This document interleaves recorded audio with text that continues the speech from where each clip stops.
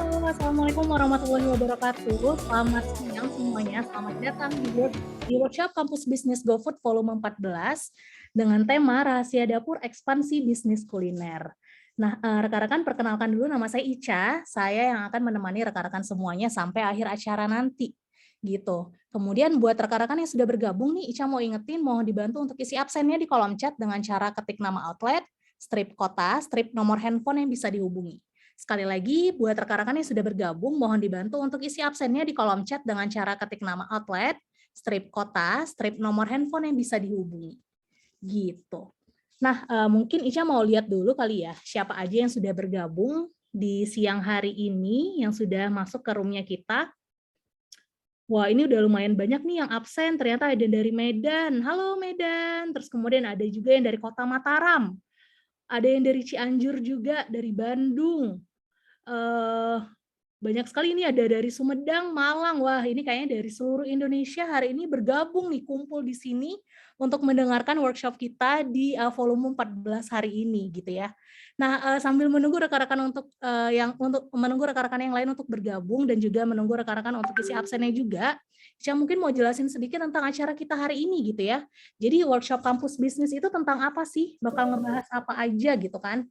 Baik, jadi kampus bisnis ini merupakan sebuah wadah edukasi pelatihan yang dilaksanakan rutin setiap minggunya bagi para partner GoFood agar bisa belajar serta mempraktikkan ilmunya untuk meningkatkan transaksi dan mengembangkan bisnisnya.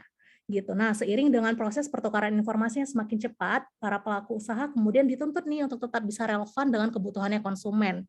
Sehingga workshop kampus bisnis kali ini kita akan membahas mengenai rahasia dapur ekspansi bisnis kuliner. Gitu. Jadi gimana ya caranya strategi apa aja kita terapkan untuk mengembangkan usaha kita gitu kan, menambah cabang dan lain sebagainya.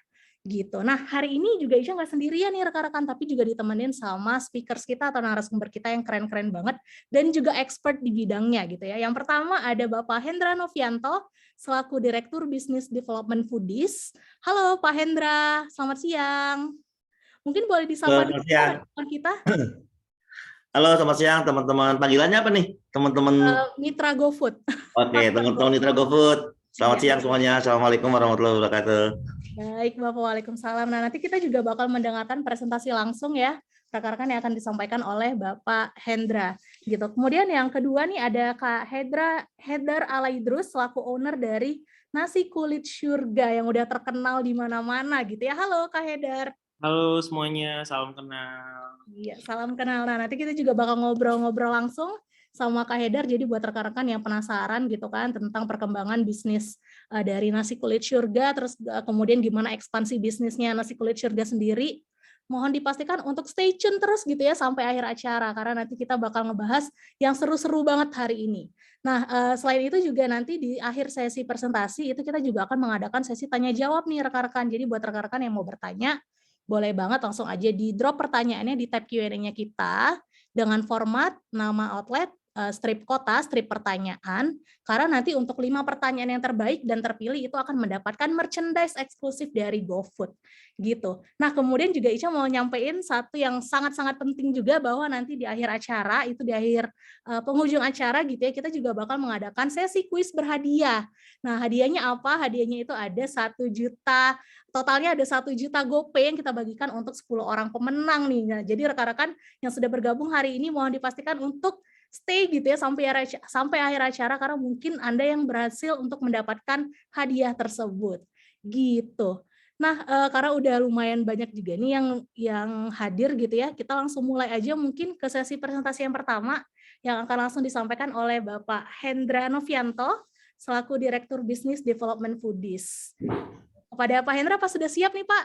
Udah, siap. Oke, baik. Langsung aja kalau gitu kepada Pak Hendra kami persilahkan. Oke, terima kasih Mbak Ica. Assalamualaikum warahmatullahi wabarakatuh. Selamat siang teman-teman Mitra GoFood seluruh Indonesia ya. Tadi ada dari Medan, Bali, Jombang. Wow, salam kenal. Saya Hendra Novianto. Saya adalah Direktur Bisnis Development-nya Foodies dan juga founder Abata Donat. Ya, ada di Solo, dekatnya Mas Hedar tuh. Dan juga dulu saya mendevelop Abnormal dan Bakso Bujangan. Jadi skema franchise-nya itu saya yang buat. Jadi kalau nanya-nanya berapa sih skemanya normal 5 miliar itu ya saya otak di belakang yang bikin skema luar biasa itu. Nah, hari ini saya mau sharing sedikit nih ke teman-teman dalam waktu 45 menit ke depan, singkat sekali ya, tentang bagaimana dulu atau saat ini atau perkembangan daripada perkembangan kemitraan dan ekspansi bisnis di Indonesia. Ya, kita langsung mulai aja ya karena waktunya terbatas banget. Saya izin share screen-nya teman-teman ya. Yes. Oke, bismillahirrahmanirrahim, kita mulai sebenarnya. Oke, dalam Objektif ini itu ada beberapa hal yang akan teman-teman dapetin nih dalam beberapa menit ke depan. Yang pertama, teman-teman mengetahui bagaimana model bisnis yang dapat dipilih saat melakukan penambahan cabang baru nih. Ini yang paling sering banget ditanya nih, mau buka cabang gimana sih caranya, apa sih batasan-batasannya. Yang kedua, memahami hal-hal yang perlu dipertimbangkan nih. Jadi buka cabang itu nggak asal-asalan, ada beberapa hal yang perlu dipertimbangkan. Yang ketiga adalah teman-teman akan memahami strategi yang perlu disiapkan saat membuka cabang usahanya. Dan yang keempat, mengetahui hal-hal legalitas dan izin apa aja yang harus disiapkan ketika membuka cabang baru. Oke, kita mulai dari yang pertama, yaitu model bisnis franchise atau kemitraan dan on store. Ya, namun sebelum saya lanjut, teman-teman juga harus punya dulu nih, kira-kira tujuannya dalam menambah cabang itu, purpose dan paradigmanya itu apa. Nah, ini ada 8 alasan yang saya rangkum ya, bisa 8-8-nya, bisa salah satu atau mungkin yang lain. Yang pertama itu biasanya orang tuh nambahin cabang itu untuk meningkatkan brand footprint-nya. Jadi biar orangnya lebih dikenal, biar brandnya lebih dikenal, biar footprint-nya lebih banyak. Ya, yang kedua biasanya orang itu nambah cabang, ya tentunya meningkatkan jumlah cabangnya. Yang secara otomatis dengan meningkatnya cabang berarti ningkatin omset juga kan, gitu. Nomor 3, meningkatkan brand dengan investor lokal. Maksudnya apa? Ketika teman-teman memilih dengan franchise atau kemitraan, maka teman-teman itu akan menggait investor lokal di kota tersebut untuk buka cabang dari brandnya teman-teman semua. Yang berikutnya tentunya meningkatkan revenue stream dari distribusi produk. Karena yang dijual adalah produk bahan baku utama. Jadi distribusinya itu teman-teman akan mendapatkan keuntungan. Yang kelima, meningkatkan penggunaan layanan. Maksudnya apa? Jadi di tempat itu titiknya cabang-cabang baru tersebut akan menjadi supply chain-nya buat teman-teman punya brand gitu. Jadi tapi yang ngelola bisa jadi teman-teman, bisa jadi juga si franchising-nya sendiri. Yang keenam, tentunya pengen dapetin duit nih. Dari apa? Dari brand license fee yang akan teman-teman charge. Berikutnya, nomor 7 akan menerima royalty fee. Nah, ini bisa ada, bisa enggak. Tapi biasanya banyak yang menggunakan royalty fee. Yang ke-8, mengurangi masalah SDM. Kenapa tuh? Karena kalau teman-teman buka cabang sendiri seluruh Indonesia, maka teman-teman pusingnya adalah bagaimana mengelola karyawannya tuh sebanyak itu kalau ke seluruh Indonesia. Dengan melakukan skema kemitraan, maka teman-teman masalah SDM ini bisa berkurang karena masing-masing investor menghandle sendiri karyawannya. Oke, sekarang kita mulai ya. Nah, terus buka cabang baru nih, mau gimana sih model bisnisnya?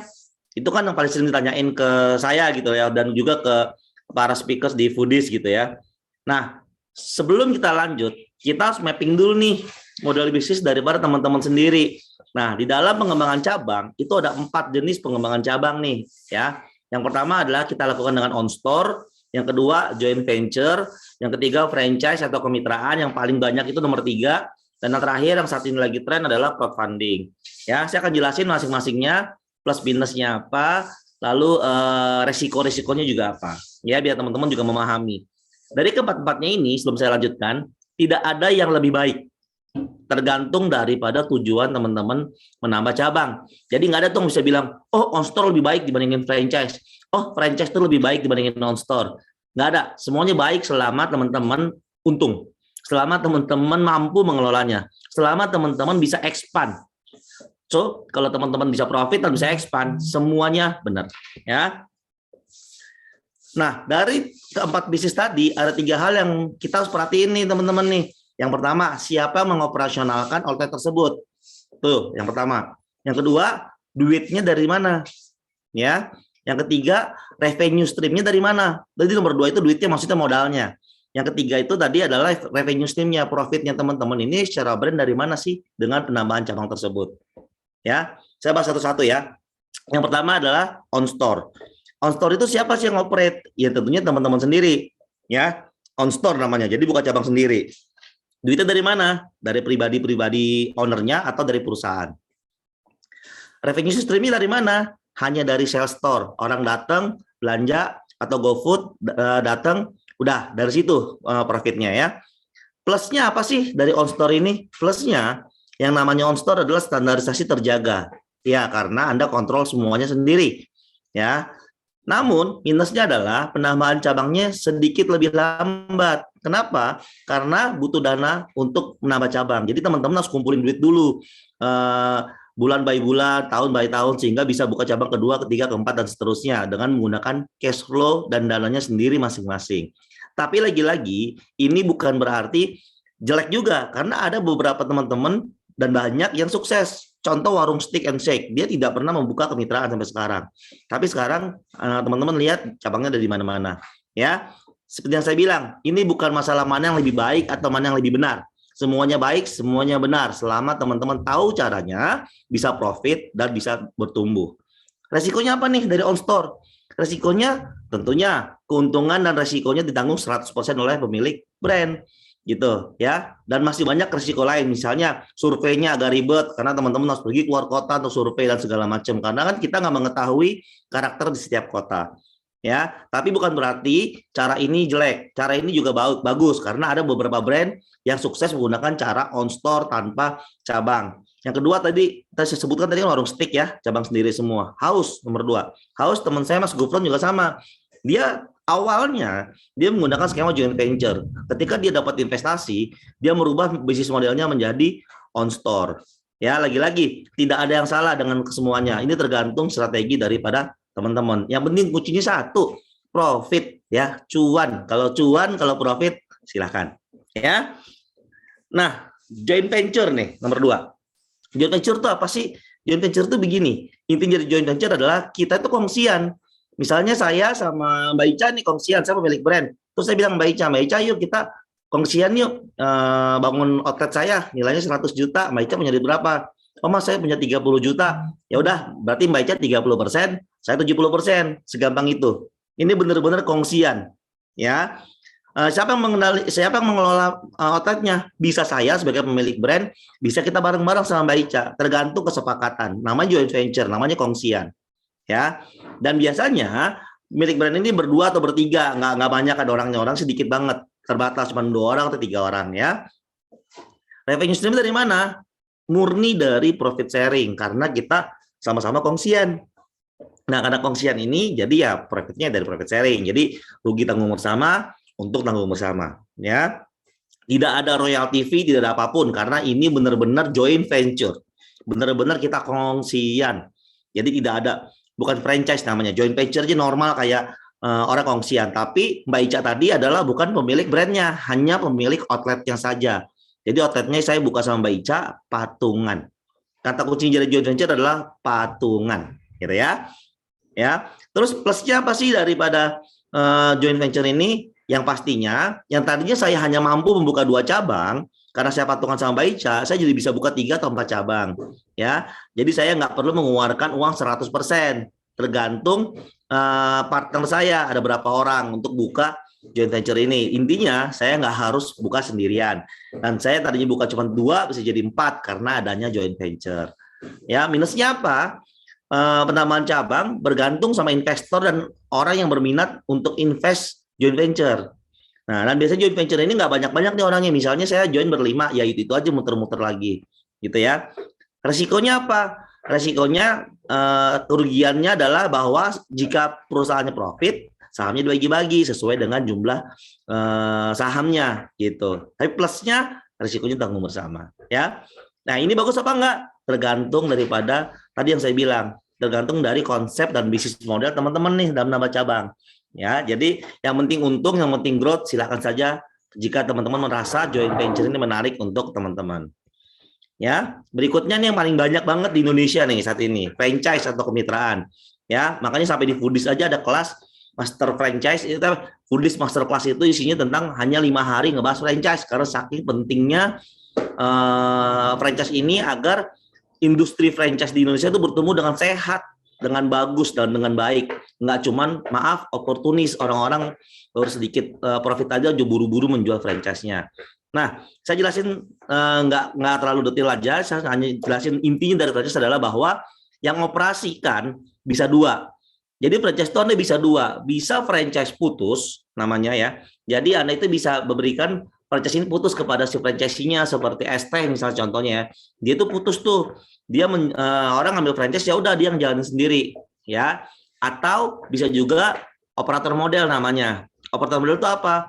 Jadi misalnya Mbak Ica ngambil franchise brand saya, tapi yang ngelola saya 100% seperti Bakso Aci Akang ya. Bakso Aci Akang itu menggunakan konsep operator model. Waktu saya datang bantuin Bakso Aci Akang itu tadinya dia skema putus. Pada akhirnya setelah kita brainstorming, dia berubah menjadi operator model.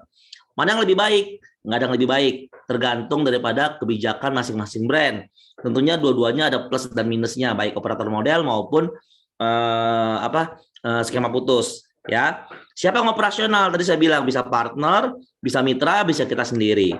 Duitnya dari mana? Nah, uangnya baik operator model maupun franchise putus itu dua-duanya dari si franchisee atau mitra atau partner ya.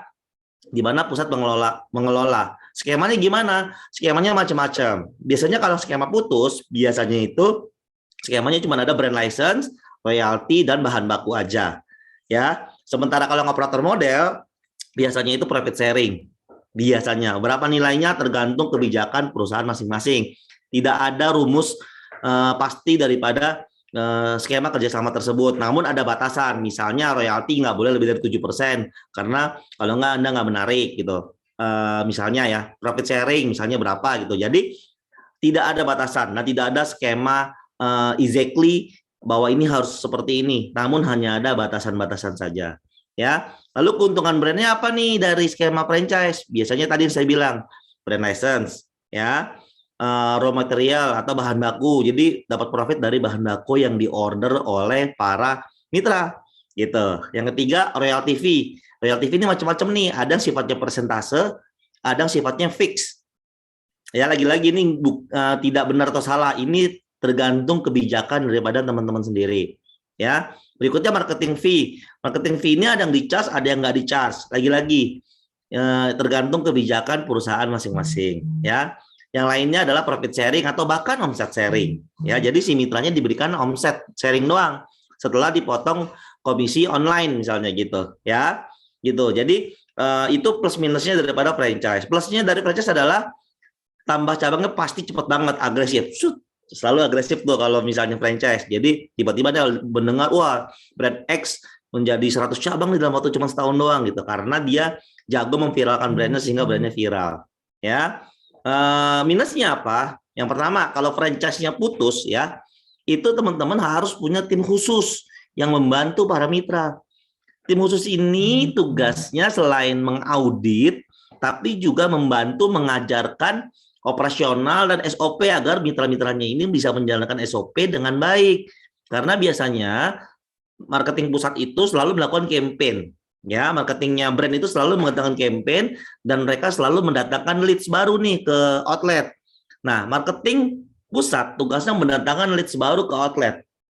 Ya, yang memake sure, yang memastikan orang tersebut datang lagi adalah orang operation. So, marketing is bring new leads to the brand and operation guy yang akan memastikan bahwa this consumer will come back again. So, ini harus kerjasama. Jadi kalau misalnya kalian nggak punya tim khusus yang membantu para mitra agar SOP-nya terjaga, maka beresiko ketika orang datang, orang kena brand hell kalau kata Pak Subiakto tuh. Brand hell itu ketika datang kecewa, rasanya nggak enak lah, panas lah, macam-macam pokoknya tergantung masing-masing brand. Ya intinya tidak boleh terjadi brand hell, harus terjadi brand heaven. Ketika datang itu puas, senang, enak, murah dan macam-macam. Ya. Yang kedua, diperlukan sistem yang mudah diduplikasi oleh mitra kalau yang putus nih. Kenapa? Karena kalau SOP-nya susah, ya mitra ini nggak akan bisa menjalankan bisnis dengan baik. Ya, jadi as simple as that gitu. Jadi harus keep it simple, sayang gitu. S-nya sayang aja biar enak dengernya ya. Jadi harus keep it simple. Semua single serving sehingga outlet tidak membutuhkan koki. Outlet tidak membutuhkan chef, yang dibutuhkan hanya tukang aduk, ya tukang aduk doang nyebutin karena sebenarnya cuma tinggal digunting-gunting doang, gitu, ya. Terus berikutnya harus ada monitoring dan standarisasi yang dicek secara rutin. Karena mitra-mitra di Indonesia, franchise-franchise di Indonesia cenderungannya adalah nakal. Ya, mereka biasanya mencari bahan baku di luar brand. Nggak semua sih, banyak juga franchise yang patuh-patuh ya. Nah, yang paling penting adalah tadi Anda harus punya tim khusus yang rutin mengaudit agar mitra ini tahu bahwa mereka diawasi, agar mitra ini tahu bahwa Anda itu serius dalam mengurusi brand, agar seluruh mitra menjalankan SOP dengan baik dan menggunakan semua bahan baku yang sudah ditentukan oleh pusat. Gitu ya. Nah, berikut yang ketiga nih. Tadi kan yang pertama on-store, yang kedua joint venture, yang ketiga franchise, yang keempat Yang keempat sekarang adalah crowdfunding nih, lagi ngetren nih. Macam-macam crowdfunding di Indonesia, ada Santara, ada Bizer, ada LendX, ada Fundex, ada macam-macam lah ya. Crowdfunding ini apa sih crowdfunding gitu? Kalau masih belum tahu nih, saya jelasin dulu ya. Crowdfunding itu sebenarnya adalah turunan dari syirkah. Di Islam itu ada namanya syirkah dulu tuh. Zaman dulu tuh ada namanya syirkah. Syirkah itu adalah patungan atau urun dana yang lebih dari, di Indonesia itu lebih dari 40 orang. Jadi kalau satu outlet itu kongsiannya lebih dari 40 orang, maka Anda dibilang crowdfunding. Makanya hati-hati nih ketika teman-teman muslim yang menjalankan bisnisnya dengan cara syirkah, Anda bisa berpotensi ditangkap oleh undang-undang.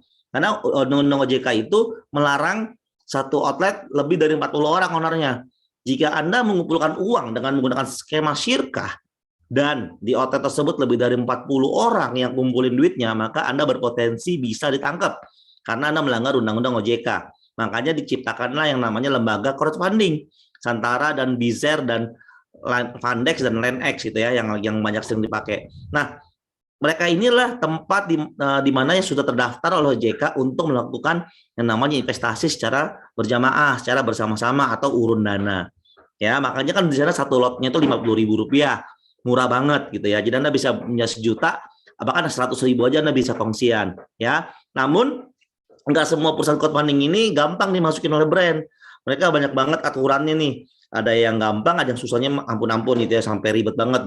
Anda dicek dulu lah, Anda dikurasi dulu lah, Anda layak nggak masuk brand mereka. Ya. Lalu crowdfunding ini siapa yang operate? Udah pasti Anda yang operate, pusat. Ya, karena Anda cuman butuh dana doang.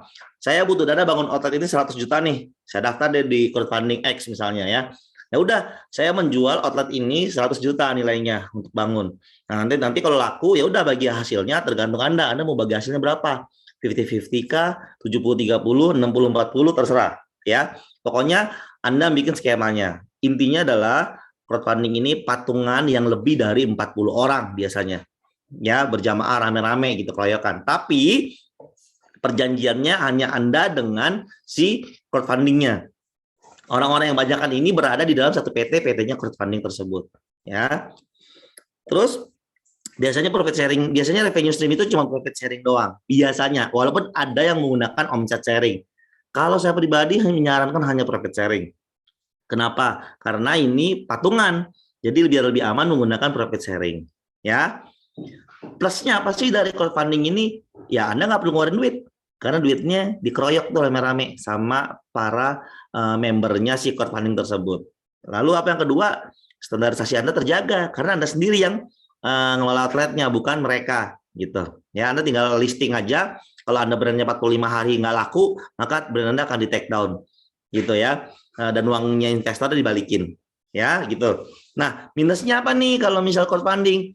Penambahan cabang ini tergantung pada modal perusahaan pribadi dan juga pada investor yang berminat. Jadi kalau misalnya investor ini nggak ada minat, Anda listing di crowdfunding, walaupun investor di situ ada jutaan orang, kalau brand Anda menurut mereka nggak menarik dan nggak seksi secara investasi, maka Anda bisa jadi nggak laku tuh. Banyak yang nggak laku kok di crowdfunding, gitu.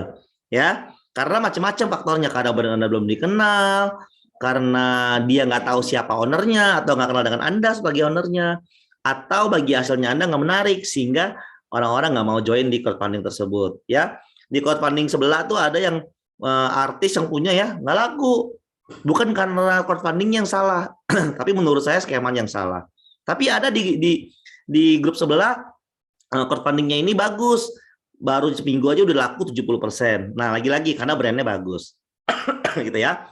Oke, risikonya apa nih dari crowdfunding? Kalau brand Anda tidak untung, Anda berpotensi dikomplain orang banyak, ya. Karena kongsiannya bisa sampai 100 orang, bisa sampai 1.000 orang, bisa sampai 500 orang. Anda bayangkan Anda butuh 500 juta, dibagi 50.000, berapa tuh lotnya? Kalau orang-orang masing-masing cuma ngambil satu aja, cuma 50.000, berapa banyak tuh? Gitu yang akan komplain. Tapi kalau Anda plusnya apa sih kalau crowdfunding? Plusnya Anda karena ownernya banyak, Anda didoain bareng-bareng, ya.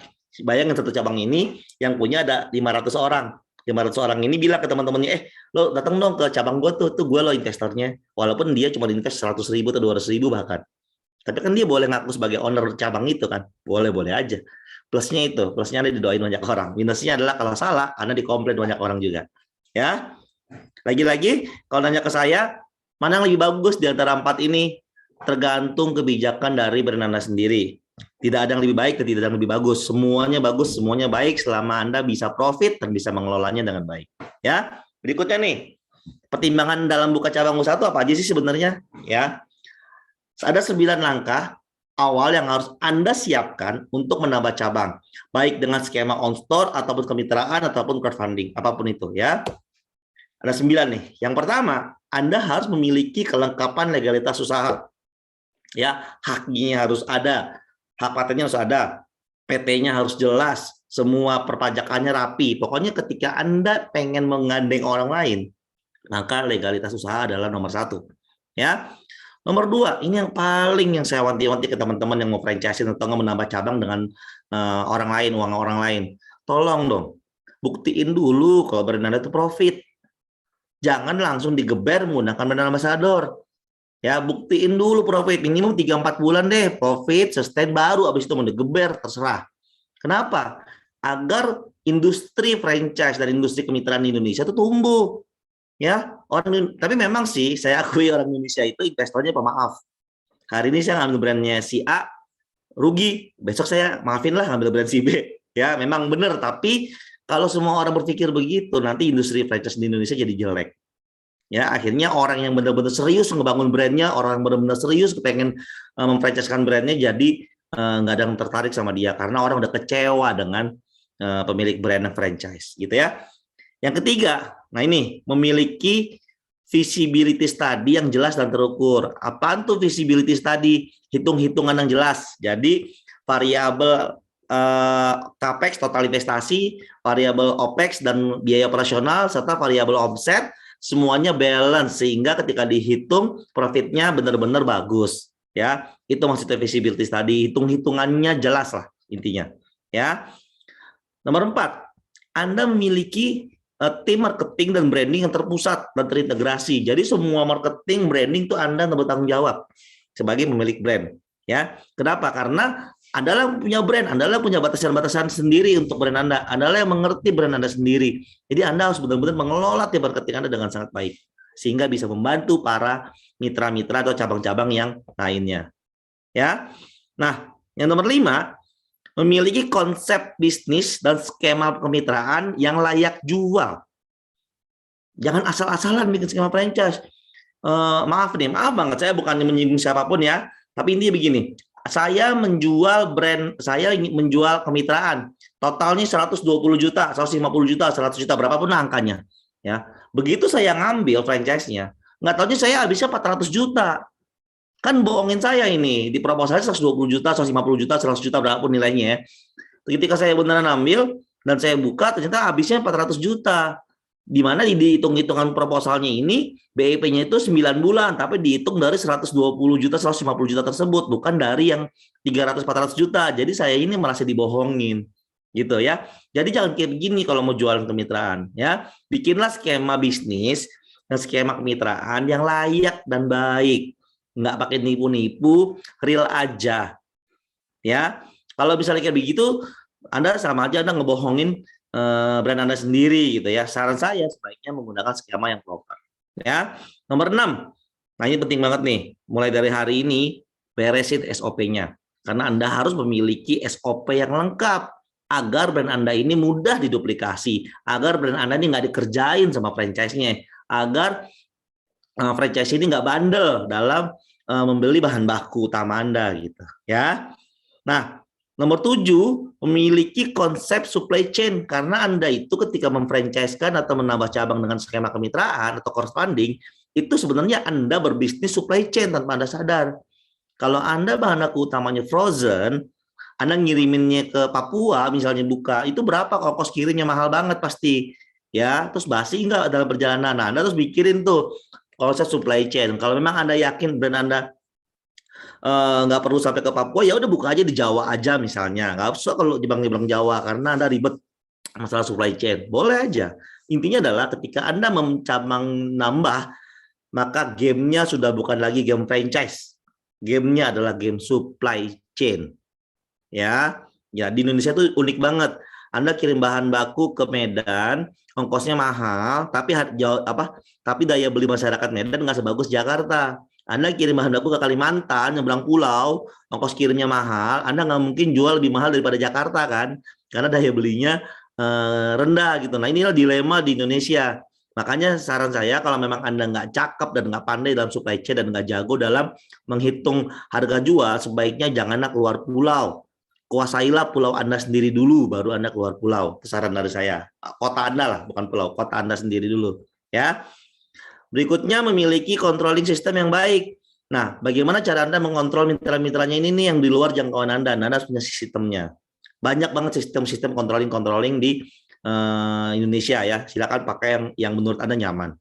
Ya. Nomor 9, itu Anda memiliki training system dan training rekrutmen yang baik. Karena mitra ini berpotensi tiba-tiba karyawannya resign secara berjamaah. Nah, itu udah repot tuh sebagai pusat kalau nggak punya backupnya, nggak punya manajemen rekrutmen yang bagus, dan tidak punya learning management system yang bagus. Ya, Anda harus punya benar-benar suatu konsep training yang nggak harus kirimin orangnya ke sana. Bayangin nggak, Anda harus kirimin orang ke Sumatera, Anda harus kirimin orang ke Kalimantan, kan repot. Gitu. Nah, Anda berarti harus membuat sebuah training center atau training modul di dalam sebuah learning management system. Ya, banyak banget learning management system ya yang beredar. Kita juga punya learning management namanya CLMS, Corporate Learning Management System. Ini sebenarnya suatu website yang kita develop. Teman-teman hanya tinggal ngupload pembelajarannya, nanti di dalam pembelajaran itu bisa dinilai dan bisa ngecek nih, oh sampai sejauh mana nih teman-teman mitra-mitra ini menonton video pembelajarannya. Nanti ada skornya juga, ada nilainya juga gitu. Ya, jadi kita bisa melihat nih dan memantau setiap training daripada si mitra-mitranya itu sendiri. Ya, ini 9 hal yang harus diperhatikan sebelum teman-teman membuka cabang. Ya, nanti pertanyaan tampung dulu ya, silakan di chat di kolom chat. Ya, berikutnya nih, Mas, bagaimana strateginya dalam membuka cabang usaha kuliner? Tadi kan yang pertama kan pertimbangan tuh, yang kedua pertimbangan. Setelah yang pertama Anda ngerti modelnya, yang kedua Anda ngerti pertimbangannya. Nah, sekarang strateginya nih ya. Strateginya gimana sih? Oke, ada 6 nih strateginya. Yang pertama, Anda harus paham dulu yang namanya mapping strategi sama penentuan lokasi yang tepat. Ya, ini ya, karena gini, kebanyakan brand-brand itu hanya mementingkan marketing doang. Yang penting viral, yang penting pakai brand ambassador, gitu. Ada juga brand-brand yang mementingkan produk doang. Marketing dan produk harus enak, harus strong, ya. Tapi melupakan mapping strategi dan lokasi yang tepat. Ya, karena banyak banget brand yang makanannya enak, tapi kok nggak laku ya. Brandnya viral, tapi kok nggak laku ya.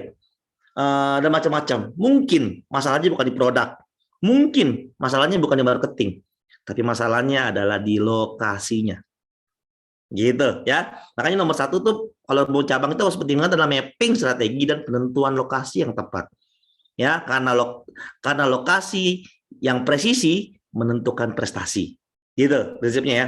Mapping strategi itu apa? Mapping strategi itu Anda tadi saya bilang, apakah Anda menggunakan strategi Hitler, menggunakan strategi supply chain, atau menggunakan strategi obat nyamuk, atau apa gitu. Nah, banyak strategi mapping. Ya, setelah mappingnya udah dipetain nih, Anda mau lokasi nentuin di mana nih, dekat siapa, ada apa gitu. Ya, ini nomor 1. Nomor 2, Anda harus memahami di mana target market Anda berkumpul. Ini penting banget nih, jangan asal-asalan. Oh, yang penting rame.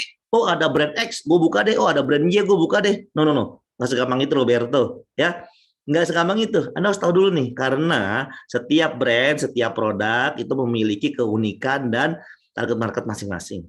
Ya, makanya saya bilang memahami di mana target market Anda berada dan berkumpul. Ya, nomor 3, Anda harus memahami SES yang tepat untuk brand Anda. SES itu apa? Social Economic Status. Jadi, misalnya Anda mengincar target kelas D, kelas E. Nah, kelas D dan kelas E yang usia 15 sampai 25 ini ada di mana? Gitu. Dekat apa? Behavior-nya seperti apa? Gitu. Nah, 3 yang pertama saya sebutin sebelah kiri ini adalah yang paling utama menurut saya ketika Anda mau menambah lokasi selain yang lainnya. Ya. Nah, lalu berikutnya yang nomor 4 nih, yang gak kalah pentingnya nih. Anda harus tahu kompetitor Anda siapa dan memahami pemetaan persaingan. Nih, gini ya. Misalnya ini saya buka brand minuman. Jangan gitu deh. Misalnya brand, kayak brand teman saya nih, si Mas Gufron nih. Harus bilang ke saya, waktu pertama kali saya datang ke dia, saya tanya, bro, brand lo ini kalau buka mengadakan apa? Oh, gampang, Dra, gue deket makaroni ngehe, kata dia gitu. Kenapa? Saya bilang, ya karena orang makan pedas. Jadi orang makan pedas itu harapannya dia aus terus minum gua. Terus saya ketawa. Kok lo ketawa? Nih, nggak segampang itu dalam memahami kompetitor. Saya jelasin sama dia. Begini, bro. Ketika orang beli makaroni, yang beli itu konsumennya atau GoFood yang datang, abang-abang GoFood. Yang datang abang-abang GoFood kebanyakan dibandingin konsumennya. Kalau abang-abang GoFood, berarti orang-orang ini kepedesannya di rumah kan? Oh iya ya. Nah, jadi dia nggak bakal beli haus karena dia kepedesannya di rumah.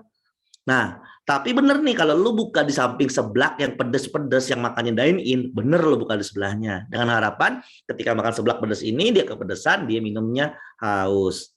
Ya jadi nggak segampang itu tuh memahami kompetitor. Mas, saya buka di sebelah McD kok rugi ya? Padahal saya target marketnya sama loh sama McD, sama-sama ABG. McD kan target marketnya ABG. Nah, McD ABG kata siapa? Belum tentu. Jadi gini, kalau Anda paham, McD yang tidak ada mainannya, maka dia tahu daerah situ ada ABG dan perkantoran. Tapi kalau McD-nya itu ada mainannya, berarti McD tahu daerah situ banyakkan emak-emak, macan ternak sama Mahmud Abbas. Ya, mama cantik antar anak sama mama muda anak baru 1. Ya, itu banyak banget tuh berarti itu Mahmud Abbas ya. Jadi di ngincer, nah Anda terkenalnya ABG, Anda buka di sebelah McD yang ada mainannya. Nah, karena Anda nggak paham, Anda pikir McD hanya mengincar target market ABG doang, padahal dia di situ ada mainannya. Berarti menurut McD area situ sebenarnya banyakkan anak kecil. Makanya Anda buka sebelahnya McD, Anda rugi karena Anda nggak paham pemetaan kompetitor. Ya, gitu untuk kompetitor. Berikutnya yang kelima adalah Anda memahami nih jalur distribusinya nih. Kalau Anda mau kirim ke Surabaya dari Jakarta, lewatnya mana aja nih? Berapa cost-nya dan segala macam. Anda harus paham tuh supply chain-nya. Jangan sampai Anda bukanya itu acak-acakan, ya, nggak mengikuti jalur distribusi, bahaya. Ya. Nah, berikutnya nomor 4 nih, nomor 6, sorry. Nomor 6, point of interest atau POI. Saya bisa bilangnya POI. Ini bahasa saya tuh kalau ke teman-teman bisa bilang POI. What is your POI? Apa tuh POI? Point of interest. Ya. Point of interest-nya apa nih? Point of interest itu apa sih? Point of interest adalah apapun yang menjadi penunjang jika ada itu di sekitaran brand Anda, itu akan menambah omset Anda. Saya ulang ya. POI itu adalah apa sih POI? POI adalah segala sesuatu yang jika itu ada di sekitar brand Anda, maka itu berpotensi menambah market Anda dan menambah omset Anda. Contoh, karena saya marketnya adalah ABG, maka saya sedang dekat kampus. Maka kampus akan menjadi POI saya. Senang dekat kos-kosan mahasiswa, maka kos-kosan mahasiswa jadi POI saya. Misalnya saya adalah marketnya adalah anak kecil, maka saya akan buka di jalan yang menuju ke SD. Mas, kenapa SD ya? Nah, kadang nggak tahu nih kan kenapa SD. Gini, sekolah yang paling lama di Indonesia adalah SD, benar nggak? 6 tahun kita sekolah SD. Kebayang nggak kalau brand Anda itu berada di jalur yang dari rumahnya menuju ke sekolah itu selalu ngeliatin brand Anda. Selama 6 tahun dia ngeliatin brand Anda terus. Nah, nggak berkepikiran kan? Nah, itu kenapa hanya banyak orang yang atau brand yang buka sebelum jalurnya TK atau SD. Apalagi kalau SD itu TK, SD, SMP, SMA. Dan di sekolah di situ mulu. Waduh, berapa tahun tuh? 12 tahun dia sekolah dan bolak-balik melewati brand Anda. Ya, makanya banyak anak kecil yang ketika ingat ayam crispy, ada yang ingatnya McD, ada yang ingatnya KFC, ada yang ingatnya Texas. Tergantung ketika masih SD-nya, dia lebih sering dibawa kemana sama ibunya. Atau ketika lagi SD-nya, brand apa sering dia lihat ketika dia jalan ke sekolahan, gitu. Ya, itu point of interest. Apalagi point of interest macam-macam. Bang, Anda senang dengan dekat Bank BRI, Anda senang dekat Bank BCA misalnya. Apalagi Anda senang dekat hotel, Anda senang dekat kampus, dekat rumah sakit, dekat pom bensin atau apapun lah yang menjadi sesuatu jika ada itu maka berpotensi menambah jumlah pengunjung buat brand Anda. Itu namanya POI atau point of interest. Ya, oke, ini contoh. Ini contoh kanibalisme. Ya, yang biru adalah cabang A, yang merah adalah cabang B. Ketika saya buka ada kanibalisme, ada market yang mengkanibal tengah-tengahnya. Ya, ini contoh analisa yang brand saya punya. Ya, ini juga contoh untuk ini yang urut merah adalah cabang-cabang saya nih. Berarti ini yang hijau adalah area yang berpotensi untuk saya nambah cabang. Berarti di Jakarta letaknya nih. Yang hijau-hijau ini yang daerah atas tuh masih kosong tuh, atas sebelah kanan saya itu masih kosong. Nah, itu berarti di situ saya masih bisa buka. Yang udah padat banget. Kalau yang kuning itu nggak bagus buat brand saya. Ini contoh mapping ya. Sama di bawah kanan juga masih ada kosong tuh hijaunya. Berarti saya masih bisa buka 2 atau 3 titik cabang di atas, tengah, di atas kanan sama di bawah kanan yang masih hijau dan masih bolong. Ya, ini mapping. Contoh berdasarkan radius. Ya, tuh lingkaran radius 3 kilo. 1,5 kilo. Ya. Berikutnya ini adalah contoh analisa potensi sales. Jadi kalau saya buka di titik ini, potensi sales saya itu adalah 351 juta. Ya, dengan buffer 3 kilo, ya. Itu ya. Dan yang warna hijau itu berarti area-area bagus untuk saya buka brand saya Abata Donat misal contoh ya. Nah, ini contoh adalah brand saya ini saya udah menganalisa tuh 600 titiknya Abatas Indonesia. Saya udah tahu di mana aja saya mau buka. Ada rankingnya, ranking 1-nya di Penjaringan, ranking 2-nya di Kambangan, ranking 3-nya di Petamburan, ranking 4-nya di Tebet, itu ada rankingnya semua. Ada 600 titik yang udah saya mapping, yang berpotensi untuk buka brand saya. Ini namanya mapping, contohnya ya.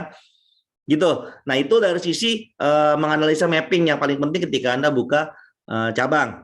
Nah, yang paling terakhir adalah bagaimana cara Anda mengurus izin-izin nih. Izin-izin apa aja sih yang perlu Anda perhatikan ketika Anda menambah cabang Anda. Ya. Yang pertama adalah Anda harus memiliki izin haki. Pasti itu. Yang kedua, Anda harus memiliki izin company Anda. Udah pasti. Yang ketiga, Anda harus memiliki store legality. Apa aja? Nanti saya breakdown setelah ini. Yang keempat, Anda harus bayar pajak. Yang kelima, Anda harus mempunyai F&B legalitasnya. Yang keenam, Anda harus memiliki perjanjian kerjasama dengan franchise atau partner atau joint venture Anda. Yang berikutnya, Anda harus memiliki perjanjian dengan landlord-nya, dengan pemilik tanah atau pemilik bangunan. Lalu Anda harus memiliki perjanjian dengan supplier Anda, dengan vendor Anda, dan dengan marketing. Kok marketing, Pak? Iya, misalnya Anda bekerjasama dengan KOL, Anda bekerjasama dengan agensi tertentu, maka Anda sudah kerjasama perjanjiannya. Nah, lalu ketika kita buka cabang, list apa aja sih yang perlu kita urus? Ini secara lengkap ya, tapi nggak semua daerah harus selengkap ini. Tapi ini saya jabarin semua yang berpotensi muncul ketika Anda buka cabang. Walaupun nggak semua bisa seperti ini. Ya, kalau Anda cuma gerobakan, Anda nggak perlu izin sebanyak ini. Yang pertama adalah izin tetangga, pasti. Yang kedua IMB, PBB, KLB, KDB, Anda harus patuhin, SKDU, SIUP, NIB, SPPL, SLS, sertifikat layak sehat, SLS itu ya, tergantung daerah masing-masing, TDUP, TWPD, izin reklame, SIPA, CHSE yang paling baru nih, izin pariwisata udah nggak ada sebenarnya di beberapa daerah, izin operasi genset dan sertifikat layak operasional genset jika Anda brandnya agak gede, rekomendasi APAR, harus ada APAR di setiap outletnya, dan sertifikat layak fungsi. Ya, nah dari saya udah itu aja. Selamat membuka cabang baru, semoga sukses dalam cabangnya. And reminder, before anything else, preparation is the key to success. Oke, terima kasih. Cukup sekian dari saya. Assalamualaikum warahmatullahi wabarakatuh. Sebaliknya Mbak Ica. Baik, terima kasih banyak Pak Hendra. Jadi tadi sudah detail banget nih penjelasannya rekan-rekan dari Pak Hendra gimana caranya strategi-strategi apa saja yang perlu kita lakukan untuk membuka cabang yang baru gitu, untuk mengembangkan usaha bisnisnya kita. Nah, ini tadi udah banyak banget Pak Hendra yang masuk pertanyaannya di tab Q&A kita. Mungkin Ica Ya, bacain beberapa pertanyaan gitu ya. ya. Ini pertanyaan pertama dari Resep Ayah RDY Jati Jajar 2 Depok. Pertanyaannya, ini ada 2 pertanyaan nih Pak. Pertanyaan yang pertama, kalau kita rencana mau buka franchise tapi brand kita belum terdaftar perizinannya, apakah Hmm. bisa? Gitu. Terus yang kedua, adakah sanksi kalau kita membuat franchise tapi mitra kita itu nakal gitu, belanja bahan baku di luar atau tidak sesuai SOP penjualannya gitu. Sedangkan mitra membeli franchise skema putus, bagaimana solusinya Pak? Gitu. Oke, yang pertama, ini sebenarnya dilema di Indonesia ya. Sebenarnya nggak ada izin. Ini saya ngomong juga harus hati-hati nih ya. Jadi gini, regulasi di Indonesia, franchise itu adalah waralaba di Undang-Undang Indonesia. Ya, jadi kalau Anda tidak menggunakan nama waralaba, maka Anda dianggap nggak franchise. Makanya orang bilangnya kemitraan. Itu sebenarnya cuma kiasan bahasa aja, ya. Sebenarnya kalau bicara harus izin harus 6 tahun dulu baru Anda bisa memfranchise brand Anda. Tapi kan kalau 6 tahun itu kelamaan nih. Makanya yang perlu diubah sebetulnya menurut saya adalah undang-undangnya. Harusnya setahun atau 6 bulan juga udah boleh buka selama memang udah untung. Dan si pemilik brand ini mendaftarkan laporan keuangannya kepada pemerintah untuk dicek apakah benar bisnisnya menguntungkan. Harusnya ya. Tapi karena izinnya itu harus 6 tahun, sehingga di lapangan semua pebisnis kan juga harus berinovasi nih. Nah, kita harus benar-benar bisa muter otak. Akhirnya terciptalah skema kemitraan. Ya, jadi kemitraan itu bukan franchise. Padahal sebenarnya sarwakeneh gitu sama aja, pisang banana cau ya sama gitu kan. Sama aja gitu. Cuman kan karena perbedaan bahasa aja, franchise itu di undang-undang kita itu waralaba. Makanya ada yang bilang, oh kita pakai skema kemitraan, oh kita joint venture, oh kita operator model, oh kita business opportunity, whatever lah namanya. Yang penting jangan menggunakan waralaba, titik. Gitu, ya. Itu boleh jawabannya. Tapi saya bilang boleh juga gimana ya sebenarnya. Pokoknya selama tidak menggunakan waralaba, go ahead gitu. Ya, itu. Yang kedua, apakah ada hukumannya? Nah, ini yang paling penting adalah perjanjian kerjasamanya. Banyak banget yang datang ke saya nih minta tolong bikinin perjanjian kemitraan yang baik. Karena kan dulu waktu saya bangun Abnormal itu ada 186 perjanjian yang tebal banget. Ya, karena memang di Indonesia ini nih tidak ada satupun legal di Indonesia, adalah 1-2 doang, nggak banyak ya, yang benar-benar bisa jago bikin skema franchise. Bikin perjanjian franchise. Beneran deh. Silakan datengin deh. Saya pernah kasih list ke teman saya nih, list perjanjian. Gue nggak bisa kasih lo perjanjian utuh gue bisa kasih list perjanjian yang gue bikin di Abnormal nih. Kasih nih. Dan dia datengin ke legal. Legalnya dia nggak ngerti. Nih apaan listnya, bikin pusing. Memang nggak banyak. Ya, tapi poinnya ini. Saya kasih clue sedikit. Apapun yang menjadi SOP, taruh di agreement. Kalau Anda nggak taruh, orang Indonesia itu begini nih, Mas, kan nggak ada di perjanjian, nggak ada tuh di pasal berapa, kurang ajar nggak? Ya, misalnya memang Anda itu pikir dilarang membeli bahan baku dari luar, jika sanksi nomor 1, jika membeli bahan baku dari luar, Anda akan di SP sebanyak 3 kali. SP1 hukumannya adalah apa? SP2 apa? SP3 apa? Jika SP 3 kali, maka pihak pertama berhak menutup brand tanpa mengganti uangnya seperak pun. Tulis. Kalau nggak ditulis, orang Indonesia, franchise Indonesia akan bilang gini, mana Mas? Nggak ada perjanjian. Itu Mas, nggak boleh beli bahan baku. Ya kan nggak boleh doang Mas. Nggak boleh kalau nggak ketahuan kan. Kurang ajar nggak? Nih, saya tuh ngalamin. Kayak itu Mas Haidar tuh. Pasti ngalamin tuh gitu-gitu. Ya Mas Haidar ya. Ya kan? Itu tuh kurang ajar tuh franchise Indonesia ya. Ya welcome di perjanjian Indonesia. Makanya taruhlah sejelas mungkin itu nomor 1. Nomor 2, yang peraturan sering berubah, taruhlah sebagai lampiran. Jadi cara bikin perjanjian ini gini. Misalnya SOP tentang perjanjian tentang SOP operasional. SOP operasional diatur dalam lampiran 1. Misalnya gitu. Segala perubahan-perubahan operasional tidak perlu mengubah perjanjian, cukup dirubah adalah lampiran 1 gitu. Jadi lampiran 1 terjabar itu ada 100 lembar misalnya lampirannya doang. Nah, itu yang berubah-berubah itu lampirannya. Jadi ketika ada perubahan yang ekstrim, Anda nggak perlu mengubah perjanjiannya atau adendum. Nah, itu aja kuncinya.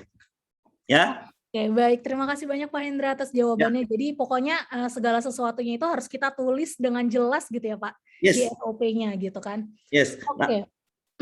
Baik, nah ini pertanyaan yang kedua Bapak dari Eliza Wardani Lubis Hmm? dari outlet Banana Roll by Liza Bromo Medan. Wow, Pertanyaannya, Medan. iya. Pertanyaannya mau minta saran nih Pak. Ini terkait yang kongsi atau joint venture tadi Pak. Mau Hmm. minta saran nih Pak, gimana bagi hasil yang mudah agar tidak terjadi iri-irian nih antara kedua belah pihak gitu. Oke, seperti yang saya bilang ya, sebetulnya tidak ada rumus sakti untuk sebuah skema kerjasama ya. Tapi begini, kalau mau fair memang adalah bagi hasil itu fair. Misalnya Anda invest, saya invest, Anda invest 50, saya invest 50, maka kita setengah-setengah. Tapi karena saya menjalankan brandnya, Anda duduk manis doang, saya minta dua hal. Salah satu aja, satu, saham saya tambahin dong 10% ya. Oh nggak bisa, sahamnya harus sama. Oke, dua, saya minta gaji ya. Gitu. Jadi harus fair dari awal udah dididik. Oh nggak mau, ya udah kalau nggak mau cari yang lain. Ingat ya, ini brand Anda. Kenapa orang yang lain yang ngatur? Gitu. Cari investor boleh, desperate jangan gitu. Ya. Gitu. Jadi investor boleh tapi jangan desperate gitu maksud saya. Jangan udahlah dibanding nggak ada lagi mau udah apa aja gua ambil lah. Lo banyak deh gitu. Jangan, itu desperate namanya. Belajar tuh sama kulit surga tuh. Nah, cabangnya udah banyak tuh, udah ratusan kan cepet tuh. Ya, gitu ya. Gitu. Oke, baik. Terima kasih Pak Hendra atas Ya, jawabannya. Jadi apa tadi jangan desperate gitu ya Pak ya? iya. Iya, Gitu. jangan Investor desperate. boleh tapi jangan terlalu desperate gitu. Ya, Oke, baik. benar. Terima kasih banyak. Itu tadi sekaligus pertanyaan terakhir nih untuk Pak Hendra. Terima kasih banyak Pak Hendra sudah menyempatkan waktu Sama-sama. hadir, sudah mau diundang nih bersama GoFood jadi speaker kita hari ini. Semoga Siap. rekan yang mendengarkan tadi bisa ini ya mendapatkan ilmu-ilmu baru gitu untuk mengembangkan bisnisnya menambah cabang. Gitu. Oke. Terima kasih Mbak Ica, terima kasih teman-temannya. Terima Nextnya kasih Pak Hendra. teman saya Ya, ini yang experience nih, Mas Hedar dari ya. Surga. Kulit Ini surga. kebalik Mbak Ica, boleh diulangi nggak sih acaranya ini? Aku harusnya tadi jadi partisipannya sih di masalahku dia kasih tahu semua tuh dari tadi. Oh ini bener ya ternyata gini. Oh iya bener juga nih. Jadi nyatet juga ya Mas ya. Nyatet deh, aku catat di HP langsung semuanya. Oke, baik. Nah, langsung aja nih Telepon rekan-rekan. aja Terima Mas, kasih banyak. ngobrol-ngobrol. Iya, aku udah langsung minta nomor WA-nya Mas nih. Terima kasih banyak Mas Hendra. Sekarang kita langsung aja nih rekan-rekan untuk move ke speaker kita yang kedua. Ada Mas Hedar Alaidrus. Ini Mas Hedar ini adalah pemilik dari brand yang sudah terkenal banget nih, cabangnya udah di mana-mana gitu ya. Asalnya dari Jogja, bener nggak nih Mas? Bener, Nasi kulit dari surga. Iya. Jogja. Baik, nah kita bakal ngobrol-ngobrol langsung nih sama Mas Hedar Alaidrus, owner dari Nasi Kulit Surga. Mungkin pertama-tama boleh perkenalan diri dulu, Mas. Boleh. Mungkin dari rekan-rekan Halo, yang hadir hari ini belum kenal gitu ya. halo teman-teman semuanya. Aku Hedar dari Jogja. Aku salah satu founder dari Nasi Kulit Surga. Nasi Kulit Surga sendiri itu bisnis iseng aslinya gitu kan. Kalau mau cerita langsung dari awal itu bisnis iseng. Aku ada partner, aku punya F&B bisnis juga dan partner punya usaha lain. Karena kita temenan gitu kan, yuk bisnis aja yuk, barengan yuk, ngapain gitu. Yang penting kita sering ketemu. Ya udah kita invest. Dulu tuh bikin Nasi Kulit Surga kita pertama di tenda di Selasar UGM gitu kan. Kita buat tenda itu modal per orangnya, pokoknya modal total awalnya tuh dulu untuk buka itu gitu kan. Karena kita juga dulu awalnya pengen target ya udahlah yang penting kumpul target penjualan sehari 1 juta gitu kan. Nah kita niatnya mau jualan ayam, pengen jualan kayaknya ayam Madura nggak ada di Jogja, bebek Madura jarang di Jogja gitu kan. Nah akhirnya kita coba deh bikin ayam deh, bebek kayaknya mahal ya ayam aja deh. Kita trial bikin ayam, gak jadi gagal terus gitu kan. Nah kondisinya waktu lagi trial bikin ayam, kita beli kulit untuk nyamil selama bikin ayam biar jadi itu. Nah setelah waktu kita goreng kita sadar, enak juga ya kulit ya gitu kan. Kenapa kita nggak jualan jadi main brandnya gitu kan. Waktu itu tuh Abnormal udah jualan tuh kulit sebagai side gitu kan. Tapi nggak ada brand yang jualan kulit sebagai main brandnya, sebagai utamanya. Soalnya kalau kita jualan ayam, kita pikir-pikir, saingan nama ayam tuh banyak banget ya. Dengan informasi terbatas kita ya. Kita kan ini orang daerah nih, mau nyoba bisnis, nggak ngerti apa-apa, sistem apapun juga belum tahu apapun gitu. Yaudah kita jual. Tapi kita mikir kayaknya kalau jualan kulit, waktu itu kita nggak punya pesaing sama sekali nih. Kita jadi main brand pertama namanya brand kulit pertama di Indonesia gitu kan. Ya udah kita coba tuh iseng-isengan lah, ya udah target juta. Kita buka tenda 1 hari, ya hari pertama sampai seminggu nggak ada yang beli lah, ya beli cuma 3 orang dan kita sendiri. Habis itu nggak lama, makin lama ya iklan ya, kita mencoba iklan segala macam jalan. Terus dalam 1 bulan itu omset kita per day-nya itu 8 juta 5 jam jualan gitu kan. kita jualan dari jam 6, 7, 8, 9, 10, 10 lah, berarti 5 jam aja kita udah habis, udah sold out. Karena kapasitas di tenda itu cuma segitu. Kita udah cobain tambahin orang, ya segitu kan kita kaget nih. Lah kita jualan cuma 5 jam, omsetnya kok bagus ya, targetnya 1 juta gitu kan. Nah, karena kita itu dulu niat bisnisnya juga dulu nggak nggak se-prepare itu awalnya gitu kan. Kan tujuannya awalnya kan iseng kan. Ya udah setelah liatin dari gitu, oh ini berarti ada marketnya nih. Nah, karena kita tahu itu kita dapet cuan dari sana, akhirnya ya udah akhirnya kita pengen buka cabang. Nah, buka cabang kita nggak punya modal. Nah, kita tuh dulu nggak tahu, bahkan nggak tahu sistem franchise, kemitraan, apapun kita nggak tahu. Nah, dulu ada teman-teman, "Dar, aku mau dong buka dong," gitu kan. Ya udah gas buka gitu kan. Ada bayarannya nggak? Ada bayarannya nggak ya? Kita juga bahkan nggak tahu mau menentukan ada bayarannya, mau bayar berapa, mau sistemnya gimana. Akhirnya dulu kita mulai, ya udah deh kamu lisensi deh 1 bulan, ya 1 tahun. Per tahunnya lisensi 5 juta deh. Ntar profit sharing 60-40, mereka 60, kita 40 karena mereka yang jalanin bisnisnya kan. Ya waktu itu di situ ya udah oke jalan, kan invest juga dari mereka. Udah kita jalan di Jogja nggak sampai 1 tahun kita ada 9 outlet. Nah terus akhirnya kita masuk ke Jakarta, dari situ kita memberanikan diri Jakarta. Kan dulu tuh karena kita keterbatasan ilmu dan ya kita benar-benar orang daerah lah yang nggak tahu apa-apa, kita mulai buka di Jakarta. Pikir kita punya modal 9 outlet nih, buka Jakarta bisa nih gitu kan. Soalnya kita tahu win Jakarta, win nasional biasanya kayak gitu kan. Ya udah kita buka Jakarta, ternyata buka Jakarta gila ngulang semua dari nol, percuma. Orang-orang nggak ada yang tahu, ditanyain apapun juga nggak tahu gitu kan. Ya udah masuk ke Jakarta, kita coba mulai jualan. Tapi waktu kita jualan itu kita mau bayar KOL nggak mampu nih, karena mahal KOL Jakarta sama Jogja beda banget. Jogja ratusan ribu, Jakarta 1 KOL bisa berapa juta gitu kan, 8 juta, 7 juta. Kita uang dari mana nih mau bayar KOL? Akhirnya kita pikir gimana caranya, kita akhirnya dulu ganti budget itu untuk bagi-bagi produk. Jadi akhirnya kita bagi-bagi produk ke radius 5 km, karena penjualan online 5 km ya dulu ya. Kalau di GoFood itu 5 km efektifnya ya. Kalau sekarang kan turun jadi 3 km. Nah dulu 5 km ya udah kantor radius 5 km dari Pasar Santa, aku bagi-bagiin tuh di kantor, apa segala macam. Tujuannya terserah kamu mau suka apa enggak, udah yang penting cobain dulu nih. Kalau suka di story alhamdulillah, kalau enggak ya udah gitu kan. Nah ya udah kita di situ kita bagiin 2.000 pack selama 2 minggu. Jadi per hari kita pindah kantor-kantornya.